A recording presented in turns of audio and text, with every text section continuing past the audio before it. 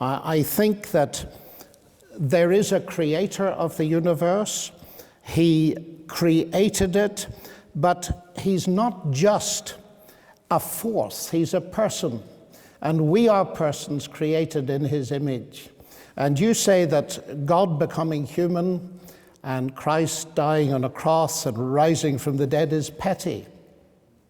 I think the exact opposite. It's not petty, because it deals seriously with the fundamental problem that I don't think atheism even begins to deal with, and that is the problem of our alienation with God. Of course, that makes no sense unless we believe in God. So I don't know how we should proceed. Perhaps the best way to start would be this. As a scientist, we both believe in the rational intelligibility of the universe. I believe the universe is rationally intelligible because there's a creator God behind it. Now, how do you account for the rational intelligibility of the universe? Well, John, you said that I believe that the universe is a freak accident, which is the opposite of what you believe.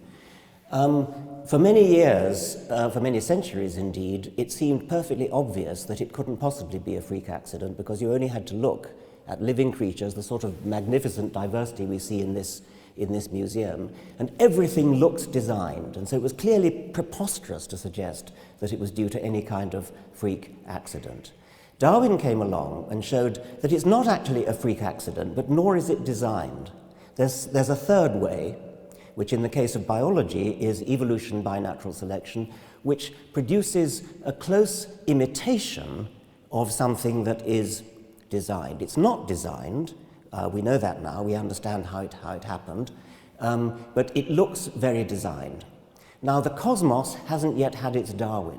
We don't yet know how the laws of physics came into existence, how the physical constants came into existence. And so we can still say, is it a freak accident or was it designed? The analogy with biology might discourage us from being too confident that it's designed, because we had our fingers burned before the 19th century in thinking that biology, which looks so much more obviously designed, that we got our fingers burned there.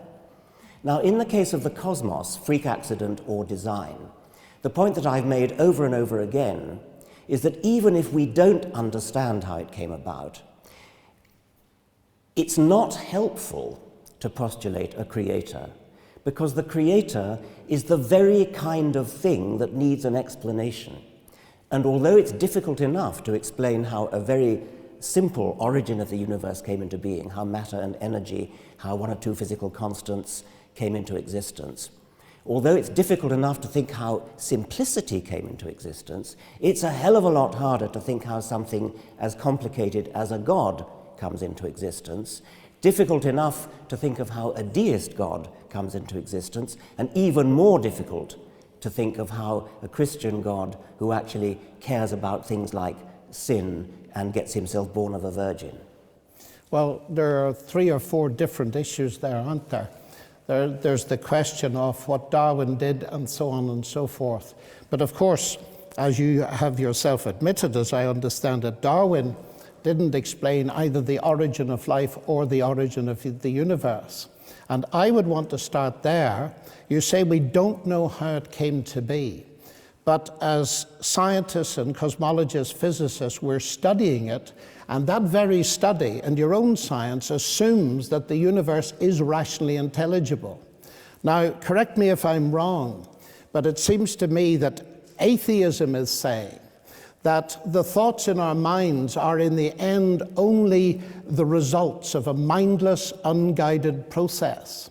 Now, if that is the case, it seems to me that it's very difficult to see how they could tell us anything that is true about ourselves. I think it was Steven Pinker who said, wasn't it, that evolution has to do with reproductive success and nothing to do with truth.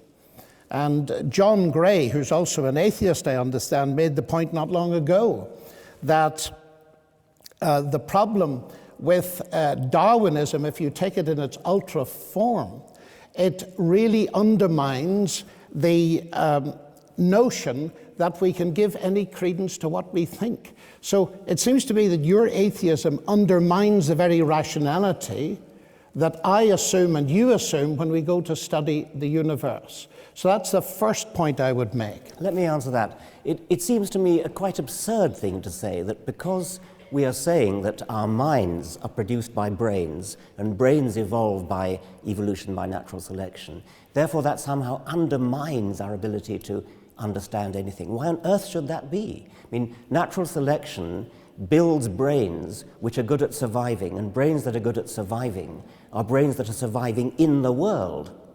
But where does the concept of truth, how do they come to recognize things like truth if those thoughts are simply reducible to physics and chemistry and neurophysiology? How do they serve truth? Truth is what happens. An animal that was attempting to survive and that didn't recognize truth or falsehood in some sense at whatever level is appropriate for the kind of survival that it has, it wouldn't survive. I mean, truth just means that you're living in the real world and you behave in the real world in such a way as things make sense in the real world. When you see a rock in your way, you don't go charging into it. You die if you did that. If you jumped over a cliff, you die. That's truth. It's perfectly obvious that natural selection would favor in any animal a brain that behaves in a way that recognizes truth and acts upon it. Well, I can't resist a little quip, but I notice many of my fellow human beings doing very well through telling lies. I can't for the life of me say... Point. It's a separate point, but I can't see how natural selection would produce this truth. But coming back to that in itself, you say this illusion of design, and of course I find your writing so fascinating because of the metaphors and images you use. I do envy that capacity.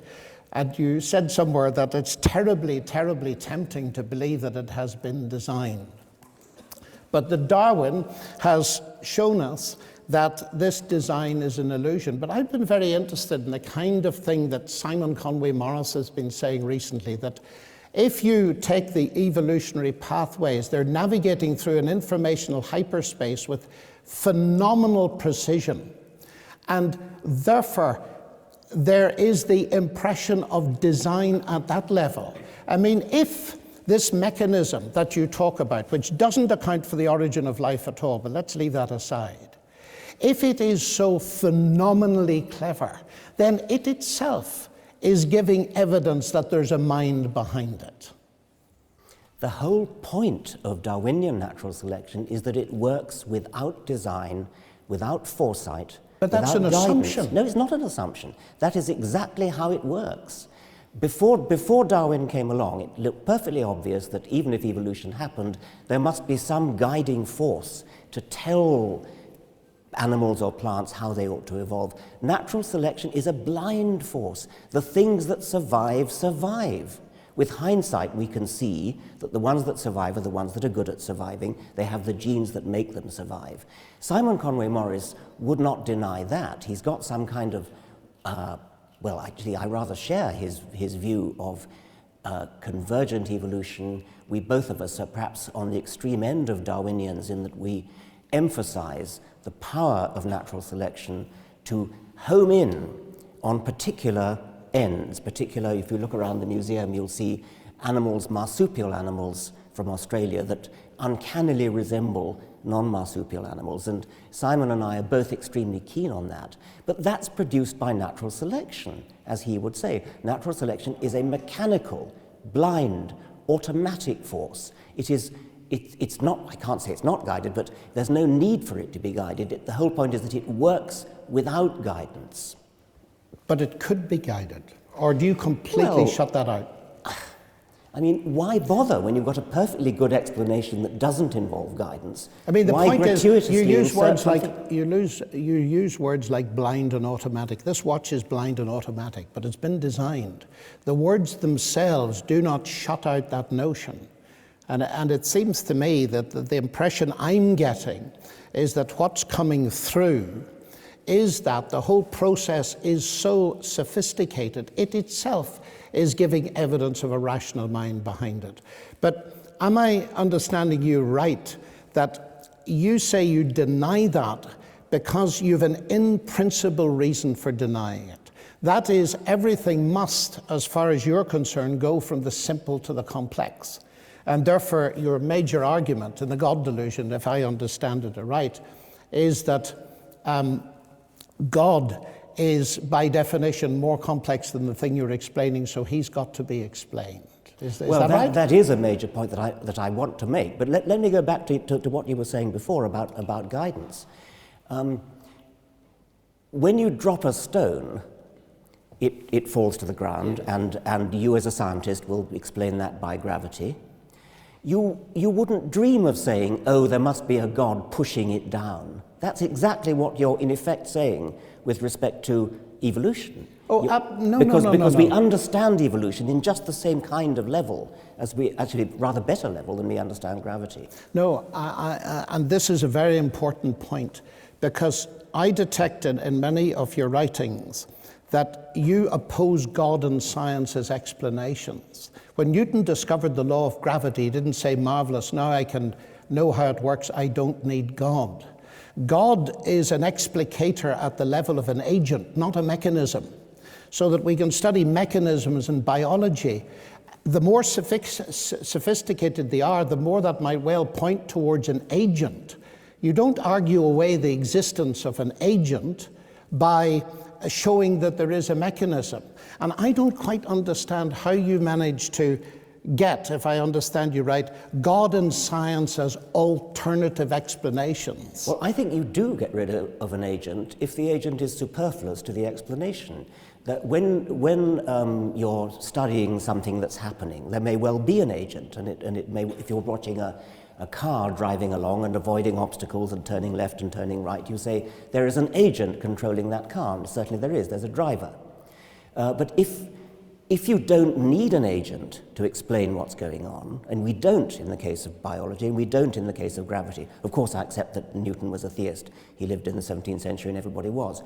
But you don't need an agent. An agent is a superfluous explanation. It's a gratuitous grafting on of something that you don't need. Well, I find that unconvincing, because even if you accept the whole evolutionary paradigm, it depends on there being a fine-tuned universe. And that fine-tuned universe raises in itself very big questions as to the origin of the universe. Evolution doesn't deal with that. No, it doesn't. Nor does it deal with the origin of life. No, those are separate points. Those are separate points, but they're vastly major points. They are, yes. As long as we were dealing with evolution, I was talking about evolution. If you want to move on to talk about these other things, I'm happy to do so. I'd be very happy to move on, but the notion of things in principle going from simple to complex, and they must go that way, that seems to me to be your belief, your faith. Things must go from simple to complex? Yes. No. I mean, if things go from simple to complex, we need an explanation. Yeah, we Natural do selection is an explanation for that. It's the explanation in the case of biology. Well, let's go back to the level of the origins of the universe and the origin of life. Now, life, as we both know, has got this digital database. It's got a language all of its own. Now, the only thing we know of capable of producing language is mind. And yet you reject that. By definition, as an atheist, you must reject that. There's no mind behind this language. I do reject it. When you say the only thing we know that can produce language is mind, I mean, we know that what produces human language is mind. Of course we do, because that's human language. But DNA is not human language. Yeah, but DNA it's very sophisticated. It's very sophisticated, but it doesn't follow that it has to be generated by mind. But we know of no other conceivable way of it being generated. You see, because it seems to me from the mathematical point of view, I think you said this somewhere in a different context, junk in, junk out. Here we have this phenomenally sophisticated information processor, which is the cell. Am I really to believe that that information processing capacity simply came about by the laws of nature and random processes Yes. without a mind. Yes. Well, absolutely. I find that impossible to I believe know as a you mathematician. do. I know you do. This is called the argument from personal incredulity. But I could just reverse that and says your position is the argument from personal credulity. No, that because- rationality comes from irrationality, that mind comes from matter.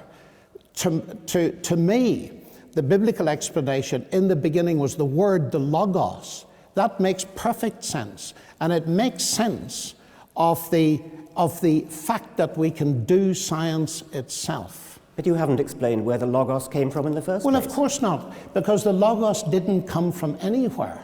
Well, then, in what sense is it an explanation? Because the notion that you say you have to ask who created the logos, that says that you're thinking of a created God. The whole point about the God revealed in the Bible is that he was not created. He is eternal. He is the eternal logos. And I ask myself, as an inference to the best explanation, which makes more sense?